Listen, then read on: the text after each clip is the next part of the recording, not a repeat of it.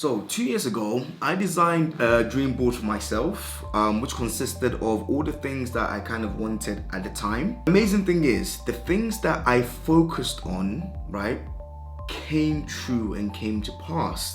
But the things that I didn't quite focus on, the things that I didn't really pay attention to, didn't really come true. Which made me think to myself, what if I could break down my vision and my purpose and my goals down accordingly, right?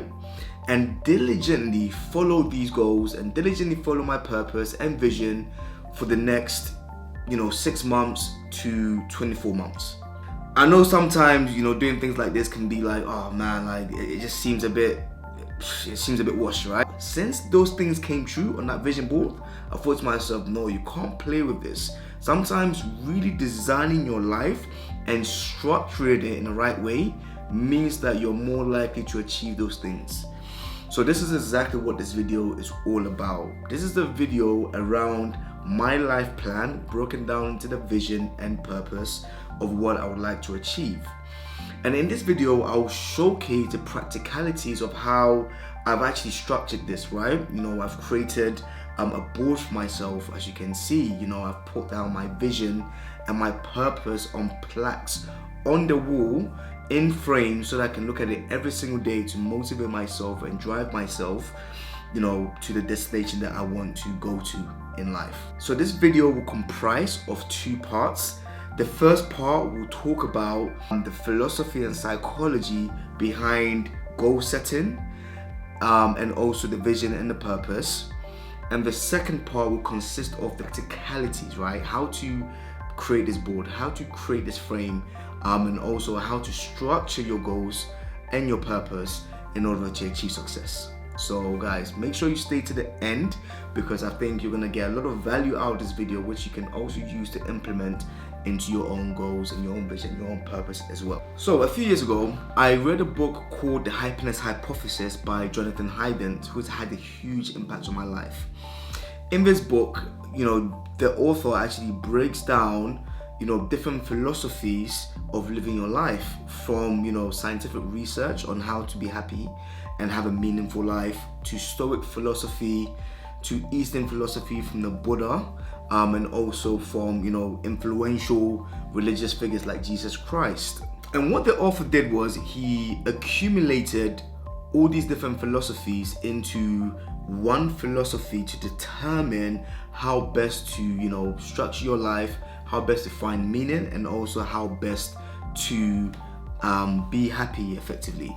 What I noticed was that the Eastern view on philosophy consisted of something called the Four Noble Truths. Ridding yourself of attachment, because desires create suffering, and suffering is basically created out of attachment. And we even see in the Bible passages like it's easier for a camel to pass through the eye of a needle than it is a rich man to enter the kingdom of God. So there's clearly an Eastern philosophy here around non-attachment and ridding yourself of worldly things. We know that philosophy of non-attachment is only one viewpoint. There's also a whole nother viewpoint which comes from the West, which is all about capitalism, strive and achieve and build yourself up, have money, have houses, have cars, and that will bring happiness and meaning into your life. But we can also see the flaw here, because you only have to walk into a train on Monday morning in London to see that this is clearly not true, and pursuing a capitalistic nature doesn't necessarily bring happiness or joy, nor does it bring meaning to life, right? There has to be more than this. But saying that, we also do know that it is important to strive and achieve and build yourself up, because you have to provide for your family, you have to be respected in your community, and that usually tends to come from being capitalistic, being ambitious, setting goals and driving forward to achieve those goals. So we have 2 extremes, right? Non-attachment, and the other extreme, which is kind of striving for goals and things and positions in this world. So how do we balance this, right? What is the middle ground? Really, it's not just about bombarding yourself with attachments, nor is it about stripping yourself of attachments, but rather finding the right attachments to kind of, pursue effectively. One of the more profound lessons that I actually, read in this book is actually that, look, and it may seem quite obvious, right? But living conditions does affect your happiness. So it's very important to build this in with your higher goal. It led me to look at another principle which I, kind of learned about a very long time ago, which is Maslow's hierarchy of needs. So from these two principles, I've broken down the vision and purpose into 7 core areas. The first is finance. The second is career, business, which is, kind of purpose and your mission. The third is your physical body, which composes of health and fitness. We have mind and emotions, because it's very important to make sure that that's also under control. Relationships, and this consists of romantic relationships and non-romantic relationships as well. The 6th is spirituality and attachment to a higher power. For myself, I'm a Christian, so that would be Jesus. And last but not least, travel and adventure. So these are the 7 core areas. And what I've done is that for each of these areas, I have a vision and purpose for each of these areas. And what I've done as well on top of that is also I have a 1 month, 6 month, 1 year, 5-year goals attached to each of these different categories, right? That's how I've kind of positioned it. And I'll share some of these examples in terms of the goals and also the vision and purpose in later on in this video. So I keep a detailed plan of all this information in a folder, which I'm gonna show you now. And on top of that, what I've done is I've extracted the key principles from the vision and purpose, and I've created almost like a summary. This summary allows me to kind of, it's just simple bullet points that I read out to myself every single day to just recharge myself, to remind myself of the vision, of the purpose from these different areas that I mentioned earlier on as well. What you will notice is that when I'm reading this out, I say something called I'm happy and grateful. And I say this because, I learned this from one of my mentors, David Monetier, which is by stating that you're happy and grateful means that you're not chasing a goal, rather you're experiencing that goal or you're experiencing that purpose or that vision as if it's already happened. And it's very, very important to think of it that way, because it's very important that we don't chase our goals, right? When you chase something, that thing runs away more, right? It's important to almost think of that goal or that vision as it's already happening. So this is why the wording is very important. This is why I say I'm happy and grateful. Let's read some of these points, right? My vision is for my life is to be a person who is truly a leader in the world, someone who truly impacts millions of people's life through my incredible vision, determination, courage, passion, creativity, caring, and commitment. I'm happy and grateful that I consistently help improve the quality of people's lives worldwide by fulfilling my purpose in life of growing and giving. I'm happy and grateful that I continuously grow and evolve to who I am to reach my maximum potential, being the best I can be every day whilst giving my gift with millions of people around the world through my videos, content, social media, services, products, events, and coaching. I'm happy and grateful that I'm a philanthropist and a force for good that is dedicated to helping those in need in areas that I am committed in serving in. Specifically, helping build over 100 houses for people suffering in poverty and 30 schools for children in need of proper education. I'm happy and grateful that I live in 2 multi-million-pound homes across 2 great cities, an incredible penthouse in Canary Wharf with breathtaking views, gorgeous mansion in Ghana, and also in Essex. I'm happy and grateful that my lifestyle consists of total freedom to travel, which consists of fun, adventurous vacations every 3 months, whilst enjoying a full 3 month immersed in a new part of the world each year. So can you see some of the words that I'm using? You know, what I'm trying to do is I'm trying to make this very emotive. This has to move you. The words have to really move you.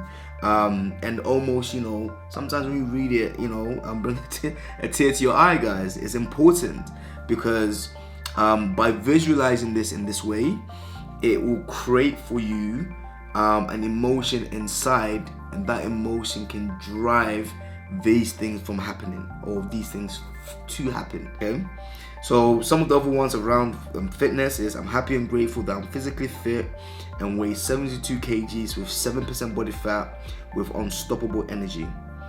I'm happy and grateful that I have traveled the world and experienced so many different cultures and experienced so many magical moments with the ones I love. I'm happy and grateful that I'm living a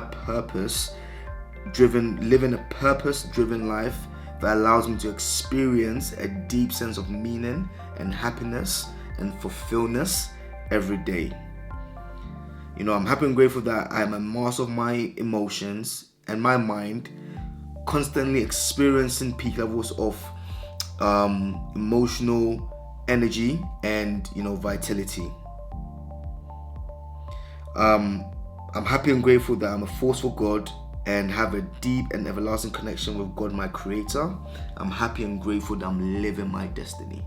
So guys, this is what my vision sounds like. I have separate visions and separate purposes for those core elements, and it goes even deeper than what I've read here. This is just an overview, guys.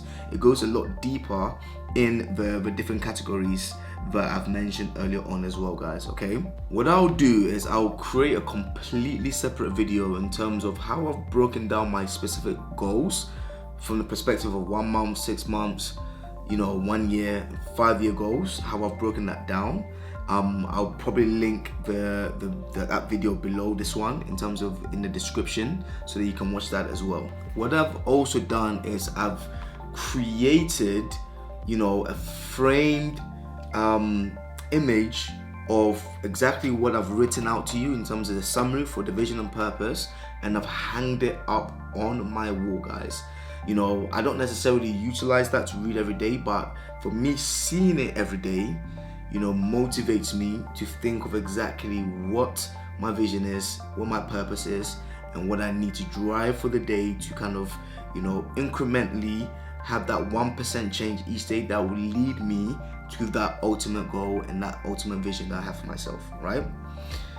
And on top of that, if you want to take it a step further, what I also do have, and I'll show you just now, is a board, and a board which consists of, you know, the different aspects of the things I want, images of them, so that I can look at them every day. Because, you know, by looking at the images of the things that you want each day, this helps me visualize the exact things that I mentioned in this folder, right? So not only do I have this folder, I have the frames, I have it framed as well, and I have the images of what these things in here corresponds to, which is amazing. I know that this can seem like it's a bit overboard, but guys, like I said to you, you know, I'm dedicating the next 6 months to 24 months to these goals, right? I'm just saying to myself, you know what, forget everything else, let me just dedicate this time to absolute excellence, right? Everything I touch, I want to turn that to gold, guys. Hence why, you know, I've got all these things around me. I'm in a good state of mind. I want to surround myself with things that will motivate me to achieve those things, and this is exactly how I've done it, right? So I hope that's been useful. I hope some of these things you can implement into your own life. It doesn't have to be as extreme as what I've done. It could be something small as having a folder, guys, you know. Yeah, and that's all it takes, guys, you know. And, you know, if you wanted to take this further, guys, you know, why don't we have a vision and purpose for our families? You know, you can sit down with your family and create a vision and purpose for your entire family. You know, something that you can look at every single day, so that at least your family has a direction that you're going to, right? You can have a vision and purpose for your career, you can have a vision and purpose for your spirituality. Anything that's important to you, you can design this so that you can really take control and, direct, the road that you are basically going on, guys. It's very important. So guys, I hope this has been useful. I hope you can implement this into your own lives. And yeah, I will definitely see you on the next one.